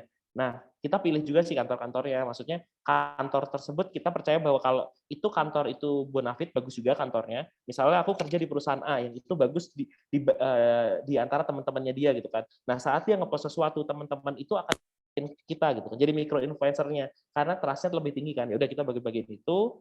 Ternyata waktu itu tuh rame gitu kan, kaget kita, rame, tiba-tiba ada food blogger datang tuh ngepost sampai dagelan ngepost gitu kan, wah gila nih kita bayar dagelan kan nggak mungkin ke Mas Aji kita bisa bayar waktu itu nggak mungkin gitu kan, mahal banget gitu kan. Nah tiba-tiba dagelan ngepost apa dan ngepost terus pada food blogger kaget kan. Nah dari situ akhirnya mulai banyak tawaran permintaan waktu itu franchise. Nah tapi di situ kita nggak tahu gimana nih caranya jualan franchise. Kita mau jual angka berapa ya? Nggak tahu caranya gimana sih, menentukan kan kita nggak tahu nih. Nah dari dulu kita udah kenal sama Mas Hendra ya kan, bisa belajar dulu kan waktu itu ya. Ya udah kita jalanin aja gitu, angka yang pas gitu kan. Ya udah akhirnya kita coba jualan di angka segitu dengan apa list yang dikasih. Nah benar banget apa yang diomongin Mas Hendra, dari penambahan cabang kan franchise itu nambah cabang itu kan nggak cuma nambah outlet aja ya, tapi SDM kita dari pusat aja harus nambah karena ada transportasi, ada segala macam. Terus nambah cabang kita tuh kadang-kadang punya target market nih. Oke, target market kita anak mahasiswa. Terus kita geser ke sana, kadang-kadang pindah kota tuh marketnya jadi geser. Loh, kok orang yang beli beda ya? Gitu kan. Akhirnya tuh kita sadarin kadang-kadang tuh kita punya brand, kita punya market utama, tapi waktu kita geser itu marketnya tuh bisa bias gitu kan. Akhirnya karena daerah di sana, karena sebenarnya intinya kita masih belum sekuat itu menentukan lokasi ini market kita persis sama daerah lainnya gitu kan. Kita belum sekuat itu. Jadi kita coba masuk ke sana, ya akhirnya yang kita kelola adalah cara marketingnya. Itu. Kalau kita masuk ke kota ini, ya udah kita coba pikirin, oh di kota ini mereka sukanya apa nih, kita masukin di sana. Dia akan masukin kayak gitu. Cara marketingnya aja sih. Ya udah dari sana kita tadi Jakarta kita mulai franchise kan. Ya udah kita nyoba bikin satu perjanjian. Satu perjanjian kita jalan tuh 1 franchise, 2, 3, 4. Di jalan trouble-nya banyak banget. Wah ini ternyata bahan baku nggak kebayar, wah itu jelas tuh. Oh bahan baku beli sendiri gitu kan. Wah kok susah banget ya gitu kan. Ya udah setelah dari situ kan dia namanya kita orang awam yang nggak ngerti apa-apa ya, kita akhirnya mulai tuh kita perbaikin tuh perjanjian kita, mulai baru kita bikin perjanjian terus siapin adendum. Tadi ya list ya. Tadi list kalau seumpama ada peraturan baru kita tambahin, kita rombak terus lah. Itu mulai itu kan karena kita dulu nggak ngerti apa-apa ya. Ya udah akhirnya kita buatin list agar kalau ada trouble lagi, oke kita pelajarin, kita buatin list dari satu perjanjian laginya kayak gitu kan. Nah itu berjalan lah akhirnya sampai sekarang. Kayak gitu Mbak Ica. Oke, baik. Jadi awalnya dari Jogja, terus tadi iseng gitu ya, Mas, ya? Iseng, Iya, iseng jual awalnya. ayam, ternyata nyemil kulitnya nih, malah enakan, kayaknya lebih seru jual kulitnya gitu ya? Gitu, Bener, mending dijual bener. malah kulitnya, kayak gitu. Oke, baik. Jadi, sekarang untuk, nasi kulit surga sendiri udah ada berapa cabang nih, Mas, kalau boleh tahu? Baru dikit Mbak, tadi yang diomongin Mas Hendra terlalu berlebihan, kita baru 61 outlet sih. 61 orang itu tuh udah Iya, banyak banget, Mas. iya. Wow, hebat sekali, Mas Haidar Alaidrus. Oke, selanjutnya juga Isya mau nanya nih, tantangannya. Kalau tadi kan udah dikasih tahu sedikit gitu ya, tantangannya untuk buka cabang gitu. Tantangan-tantangan lainnya nih mungkin, Mas? Hal-hal Aku yang, kalau yang kan kita juga ada 3, tadi ada 4 yang dijelasin sama Mas Hendra tuh kita ada 3 ya, kita ada sendiri, ada yang kita kerjasama gitu kan, ada yang franchise full gitu kan, yang kemitraan itu ya. Nah, yang tantangan paling besar adalah kita kurasi dari franchisee-nya. Karena kan kita pengen orang yang franchise itu dia suka dulu sama produknya. Kan orang tuh suka lihat laporan keuangan biasanya nih. Keuangan terus lihat ini coba lihat salesmu gitu kan. Dicek salesnya dia cocok gitu kan. Wah ini potensi nih gitu kan. Nah tapi kalau dia nggak suka sama produknya itu susah. Kita tuh susah filterisasi di sananya.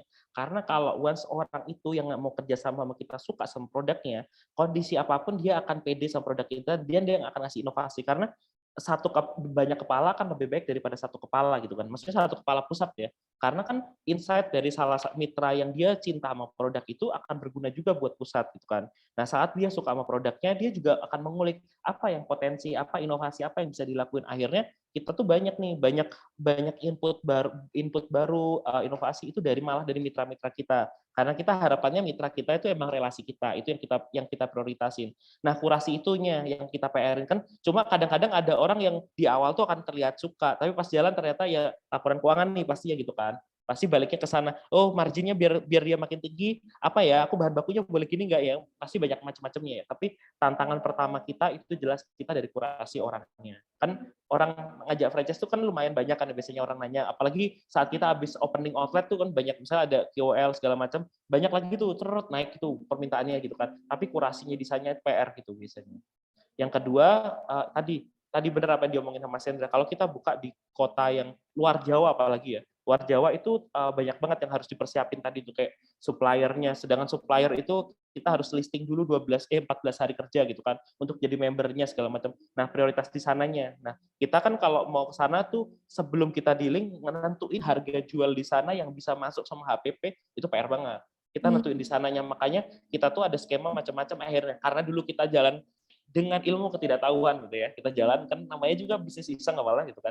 Nah, akhirnya kita bedain antara daerah yang bisa tercover sama Central Kitchen sama daerah yang tidak bisa tercover sama Central Kitchen. Jadi, kalau yang tercover sama Central Kitchen kita bisa ngirimin produknya A sampai apa gitu kan. Nah, kalau yang tanpa Central Kitchen kita hanya mengirimin pasta. Misalnya pastanya apa gini, tapi di sana kita akan proses untuk bikinin semi kitchennya di sana agar mereka bisa produksi mandiri. Tapi yang kita lock adalah bumbu utamanya kita gitu.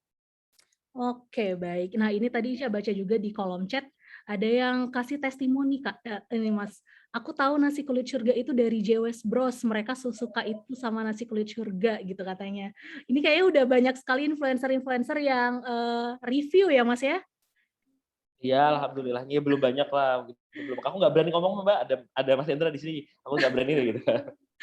Oke, baik. Nah, ini kan, dari tadi banyak juga nih mitra yang tanya, kapan sih waktu yang pas buat buka cabang? Nah, kira-kira dari Mas Hendra sendiri memutuskan untuk buka cabang itu, di titik apa gitu? Pas waktu Kalau lagi apa kalau gitu? dulu aku memulai buka cabang itu karena kita tahu kapasitas kita udah maksimal. Karena kita jualan 5 jam dengan omset segitu, kita nggak mungkin nih lama-lama, kita nggak mungkin nambah sales lagi di situ karena di jualan tenda itu ada Mhm. mulai nggak boleh jualan dari siang. Belinya sore Mmm, doang. Nah, mulai dari sore, kan itu tenda. Kalau hujan kita hilang salesnya gitu kan. Apalagi dulu banyakan dine in sama Gojek doang waktu itu, belum ada aplikasi lain ya. Dine in sama Gojek doang waktu itu. Ya udah, kita kehilangan nih. Tandanya berarti kan demand-nya lebih besar gitu kan. Kalau demand-nya besar, ya kita harus nyiapin lagi. Makanya dari situ kita tahu sales kita bagus, kita nggak bisa nambah omset lagi karena kapasitasnya misal gitu kan. Kapasitas tempat sama kapasitas orangnya, lokasi tersebut nggak mungkin nih nambahin waktu itu. Dulu belum ada namanya ghost kitchen atau cloud kitchen ya. Jadi waktu itu kita fokus di sana. Nah, dari situ kita sadar, oh ternyata kita harus nambah cabang lagi. Ya udah nambah lagi di situ. Nah, kita sadar lagi kalau akhirnya oh mungkin di outlet tersebut kita udah nyampe angka berapa, kan ada tuh angkanya sales angka segini, kisaran tuh kayaknya udah potensi nih gitu kan. Atau di kota tersebut potensi apa enggak. Biasanya rata-rata orang nanya nih, kota tersebut potensi enggak, karena kita enggak langsung buka cabang ya, buka cabang. Nah, satu lagi kita tuh ada juga fleksibilitas kalau kita orang buka cabang di kita. Jadi saat dia kalau misalnya aku mau ngambil tempat di sini nih, kita saranin untuk sewa serendah-rendahnya karena kita investasi awalnya kan rendah. Nah, jadi kalau sumpama itu tempat itu kita punya bisa bantu analisis tempat itu lokasinya daerah tersebut potensi nih misal gitu kan. Tapi nggak punya 100% validasi, pastinya kan kayak gitu tetap lokasi. Nah, kita punya fleksibilitas. Jadi kadang-kadang kalau di sana nggak pas, boleh lo move selama radiusnya aman gitu. Oke, baik. Nah, selanjutnya mungkin Ica mau minta tips nih Kak dari mitra-mitra, rekan-rekan mitra usaha juga banyak yang mau tips gimana sih biar penjualan tiap cabang itu mengalami peningkatan gitu. Ada nggak tips-tipsnya gitu? Sebenarnya kalau aku sadarin ya, aku kan kita jalanin ada campaign tuh, ada campaign pusat, ada campaign outlet gitu kan. Ada campaign rata-rata campaign kita buatin pusat ya. Cuma rata-rata itu kadang-kadang tiap daerah itu beda gitu kan. Bahkan even tiap lokasi itu pasti beda.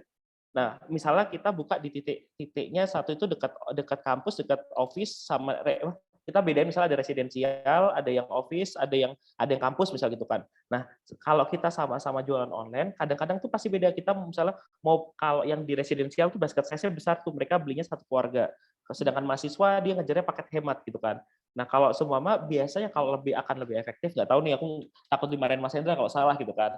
Ya, kalau semua kayak gitu, di setiap lokasi itu sebenarnya kalau kita punya tim yang sangat mumpuni, bahkan setiap lokasi itu punya cara marketing yang berbeda. Approaching-nya juga pasti akan berbeda karena lokasi mahasiswa bahasa copywriting-nya, bahkan di GoFood visualnya gitu kan misalnya itu akan beda sama daerah residensial. Residensial dia seneng dong sama keluarga, basket size-nya, bahasanya gitu kan, menunya langsung box size gitu kan. Sedangkan mahasiswa maunya yang paket akhir bulan gitu kan biasanya. Paket akhir bulan plus promo double-double tuh, promo ongkir, promo apa gitu kan. Nah, itu kan pasti beda. Nah, akhirnya yang dipersiapkan dari setiap outlet tuh pasti akan beda-beda. Kalau kita mau jalanin itu secara besar ya gitu kan. Nah, biasanya kita ngelakuin itu. Kalau semua misalnya jalan nih, ternyata ada outlet yang nggak perform. Kan biasanya ada tuh, kita jalan, ternyata udah nyoba analisis, ternyata ada outlet nggak perform. Kita akan coba itu beberapa macamnya. Ada opsi A, opsi B, opsi C gitu kan, dengan cara marketingnya. Opsi terakhir adalah pindah lokasi. Karena kalau kita coba dalam berapa bulan ternyata itu nggak perform, ngapain kita nggak tahu ya, kita nggak bingung lagi mau ngapain, pindah aja lokasinya. Siapa tahu karena masalah lokasi yang tadi dijelasin sama Mas Hendra ya, setelah tempat lokasi itu ya. Oke, baik. Mungkin ini pertanyaan yang terakhir dari Ica nih, Mas. Ada nggak sih tips untuk mengontrol cabangnya nasi kulit surga kan udah banyak banget nih, Mas. Tipsnya ada nggak untuk mengontrol cabang-cabang itu gitu? Persis ya apa yang dijelasin sama Mas Hendra, walaupun kita belum selengkap itu ya gitu kan. Ya kita kan punya Shopee, kita punya POS, kita punya sistem sistem SOP-nya yang di dalam di dapur gitu kan. Yang kedua bahan baku juga kita kontrol dari pusat. Tujuannya dari pusat itu bahan baku agar rasanya bisa sama, intinya itu. Walaupun pasti ada human error ya. Kemungkinan tuh pasti ada ntar yang pas miss-nya gitu tetap ada, kadang-kadang namanya human error, kita tahu kok selama 5 menit tiba-tiba orangnya noleh sedikit lebih berapa detik gitu kan, itu pasti gitu kan, atau dia lagi apa gitu, kadang-kadang ada kayak gitunya, cuma toleransinya tuh bisa diatur gitu kan. Nah, makanya kita lock dari central kitchen, kita kirimin semua bahan baku dari sana, sistem kasirnya seperti apa, SOP-nya kayak apa, dan kita pengennya CRM itu semua link di sana, CRM itu masuknya ke pusat. Jadi kalau ada komplain tuh masuknya ke pusat dulu. Jadi pusat tuh tahu kalau ada masalah di outlet A atau outlet B gitu kan. Nah, dari pusat itu bakal evaluasi. Berarti evaluasi kan kadang-kadang tuh yang miliki outlet itu pusat ataupun franchisee. Kalau franchisee kan kadang-kadang dia nggak di lokasi, karyawannya yang di lokasi gitu kan. Nah, akhirnya dari CRM pusat itu kita akan ngasih tahu ownernya bahwa ini ada kendala A, B, C, D gitu kan, dan itu harus segera diselesaikan. Misalnya kalau untuk produk yang salah kirim atau gitu, kan kita langsung connect-in ke outlet tersebut, langsung harus kirim hari itu juga ya. Tapi untuk masalah itu kenapa terjadinya, kita bisa discuss sama kaptennya atau owner outletnya. Oke, baik. Nah, itu tadi udah pertanyaan dari Ica udah dijawab semua nih. Mungkin sekarang kita langsung masuk ke pertanyaan yang dari mitra usaha nih. Rekan-rekan mitra usaha ini udah ada yang bertanya nih, Mas, dari Lianto. Ini nggak disebutin dari outlet mana, tapi pertanyaannya adalah kapan sih, Mas, waktu yang tepat agar kita bisa buka cabang? Apakah ada parameter yang menjadi acuan gitu? Kalau Kalau aku sih tadi sih kalau aku ngerasa bahwa kalau kita ngerasa ya, kalau ngerasanya kalau emang kita udah jelas profit tadi, udah jelas profit jalan terus nih, tahu kalau enggak kita udah bener-bener itu rame banget sampai kita nggak tahu. Dan jangan salah ya, kadang-kadang tuh ada dua macam nih. Ada orang yang rame di awal habis itu hilang gitu kan. Nah, PR-nya di sana. Orang datang karena promo segala macam buy one get one diskon. Itu kan orang mau test food sebenarnya. Bukan orang mau bener-bener beli. Saat mereka udah coba, mereka beneran mau nggak karena harga tersebut value-nya sama nggak sama yang dia produk itu sama nggak sama harga yang dia belikan, yang dia keluarkan gitu kan. Nah, biasanya di situ kita tuh biasanya ngelakuin ada survei nih. Setelah kita udah jalan, kita nggak tahu nih nggak pernah belajar, cuma asal iseng-iseng doang, nggak tahu benar apa enggak. Biasanya kita survei nih dari produk sebelum launching, pertama kita survei sama beberapa banyak orang yang dia daerah mana-mana lidahnya gitu kan, survei dengan angka tersebut. Nah terus setelah kita udah jalan, terus kita pasti minta survei lagi sama merekanya, rasanya, kualitasnya, servisnya gitu kan. Nah masalah servis sering tuh dulu awal-awal kita kena tuh karena kita jualan di tenda ya. Itu PR banget, hujan, kena orang kalau makan kena air gitu misalnya gitu kan. Nah, terus yang kedua yang paling utama yang jelas profit sih.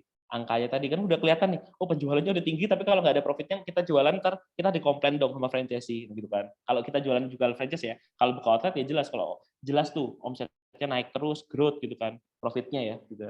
Itu sih. Oke, baik. Nah, ini selanjutnya pertanyaan dari Kedai Roti dan Donat Alkanya Bandung. Bagaimana sih Mas tips promosi campaign saat pembukaan cabang untuk pertama kali di suatu tempat agar ramai, seramai di pusat gitu? Agar di tempat baru itu bisa cepat dikenal juga nih gitu. Kalau aku emang tiap lokasi kan biasanya itu kita kalau tiap lokasi itu punya punya cara yang agak beda-beda gitu kan, tiap kotanya gitu kan. Tapi biasanya pattern yang kita jalanin tuh pasti kita ada video nih, ada ads dulu, jalan tuh pertama informasi, edukasi dulu. Edukasi tentang brand tersebut, brand itu dari mana, kayak produknya apa aja. Kalau kota tersebut sukanya pedas, berarti kita mulai video itu dari sambelnya. Kalau itu sana suka keringnya, kita mulai video itu dari kriuknya. Karena kan 8 detik pertama atau 3 detik pertama orang itu akan ngaruh untuk liatin video selanjutnya ya. Nah, kita jalan di sana, habis itu kita baru mulai masuk ke lokal campaign gitu kan, sampai promonya di sana. Kita bisa ngelakuin itu tapi case-nya pasti beda-beda gitu. Oke, baik. Nah, ini mungkin pertanyaan terakhir nih Mas dari rekan-rekan mitra usaha. Pertanyaannya dari Ayam Penyet Mbak Gita Medan. Mas Haidar mau nanya nih, misalnya dari 10 outlet yang berjalan, ada salah satu outlet yang tidak sesuai laba dan omsetnya, dengan kata lain rugi. Apakah kita harus merubah marketingnya atau tutup outlet saja nih yang lebih bagus, Mas? Kalau aku pertama nyoba merubah marketingnya dulu, apakah marketingnya salah. Tapi kalau kita coba itu belum, nggak bisa gitu kan, ya langsung tutup dong atau ganti lokasi gitu kan. Ngapain dijalanin kalau kalau malah bikin beban ya. Nggak tahu sih itu, nggak tahu sih. Cuma apa sepengetahuanku aja ya. Oke, baik. Kalau dari Mas Haidar sendiri mungkin, dibenerin dulu marketingnya gitu ya, kalau misalkan sudah tidak tertolong lagi, baru ditutup aja outletnya gitu ya, Mas, Ya, ya? atau dipindah ya. Oke, baik. Nah, mungkin yang terakhir nih, Mas, ada nggak, kata-kata motivasi atau semangat gitu ya buat rekan-rekan kita yang hadir hari ini, yang mungkin kepikiran nih udah datang di workshop hari ini, kepikiran buat nambah cabangnya gitu? Kalau aku ya itu benar, emang berpikir matang-matang dulu ya sebelum jalan ini, karena ternyata trouble-nya itu nggak segampang kalian buka satu outlet. Satu outlet sama punya banyak outlet itu masalahnya jauh banyak outlet ya. Karena satu, kita buka cabang kalau tadi juga franchise, kita juga kalau nggak benar, kita tuh dikomplain jelas dong sama mereka. Yang paling kita masalah kita bisnis. Bisnis itu nilai yang paling tinggi adalah trust kan, kepercayaan. Saat kita jual franchise dan ternyata itu nggak beda sama apa yang kita omongin gitu kan, kita nggak sesuai buka cabang gitu kan, ntar kan trust-nya hilang. Next-nya kita mau bikin bisnis apa lagi kan PR dong gitu kan. Nah aku pengen bahagia di sana. Yang kedua emang jelas supply chain masalah banget. Bukan franchise itu bukan bisnis uang di depan franchisee gitu kan, franchise fee gitu kan, tapi supply chain-nya, pengiriman kemana-mana, berapa waktu yang sampai ke sana, sampai sana produknya sama apa enggak, kualitasnya turun apa enggak saat pengiriman gitu kan. Nah di situ sih. Itu sih kalau aku jangan buru-buru pengen franchise sih gitu kan. Jangan pengen buru-buru banyak cabang kalau outlet pertamanya masih trouble. Oke, baik. Jadi, dipikirkan masak-masak dulu ya, Mas, ya, Iya. dibenerin dulu nih di outlet yang utamanya gitu. Kalau misalkan sudah settle, baru bisa pikirkan untuk membuka cabangnya, gitu. Baik, terima kasih banyak Mas, Haidar Sama-sama Alaidrus Mbak atas Ica. Terima tadi kasih Mas Hendra atas ilmunya. iya. Baik, nah selanjutnya nih rekan-rekan kita bakal, masuk ke sesi yang dari tadi ditunggu-tunggu banget sama rekan-rekan semua ya, sesi kuis berhadiah. Udah pada siap belum nih mau dengerin kuisnya? Wah, ini belum pada jawab nih. Siap. Oke, baik. Kalau begitu langsung aja nih kita masuk ke kuisnya. Jadi Ica jelasin dulu mungkin ya, gimana cara main kuisnya ini. Jadi nanti akan ada satu pertanyaan aja.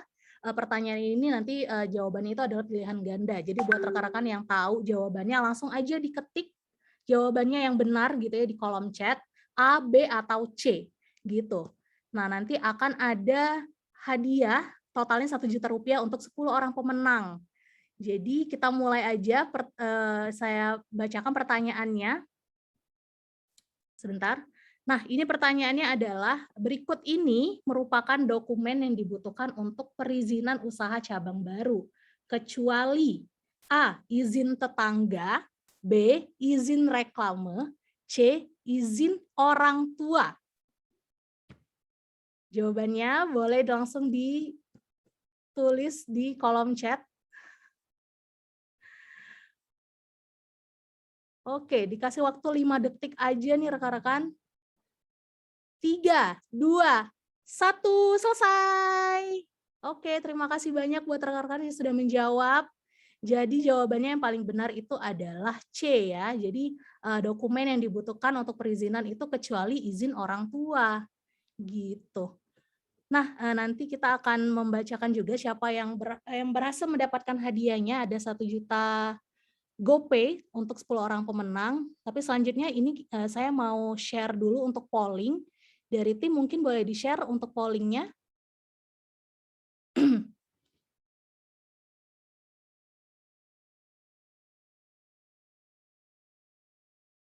Nah, pollingnya ini berisi, nah ini sudah tampil ya pollingnya di layarnya rekan-rekan masing-masing. Pollingnya ini berisi tentang acara kita hari ini gitu. Jadi apakah acaranya itu memuaskan, sangat memuaskan, atau sangat-sangat-sangat memuaskan gitu ya.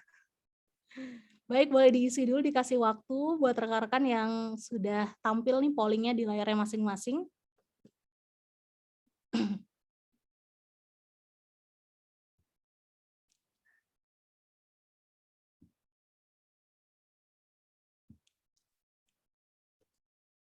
Oke, apa sudah diisi pollingnya?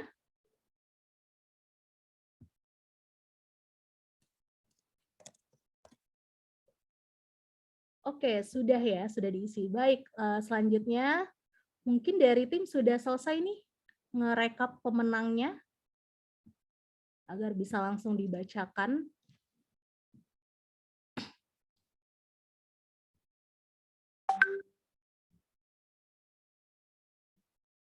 Oke, baik. Ini pemenangnya sudah masuk, Ica bacakan. Jadi yang pertama ada Satrio, kedua Gunarso Pamungkas, Cici Suki Bogor, Ade Yusuf Sidik, Roti Bakar Keju Jabrik Kedai Emplo, Elok Pratiwi, Raffles Andesva, Andini Nur Untari, ada 2 lagi, belum masuk, sebentar lagi ya.